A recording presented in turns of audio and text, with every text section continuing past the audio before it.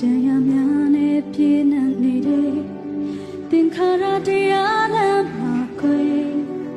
အဆုံးအစမရှိတဲ့ဒုက္ခကြောင့်နေတန်စေဖို့မလွယ်နေရတိုင်းငါအဖြစ်ပြက်တွေလေရင်ဖို့စရာလက်တကမ်းလေးလိုပဲကိုရှောင်မဲ့ဘဝရဲ့ချီလမ်းချက်တိုင်းမှာအာကိုမရှိရင်မလွယ်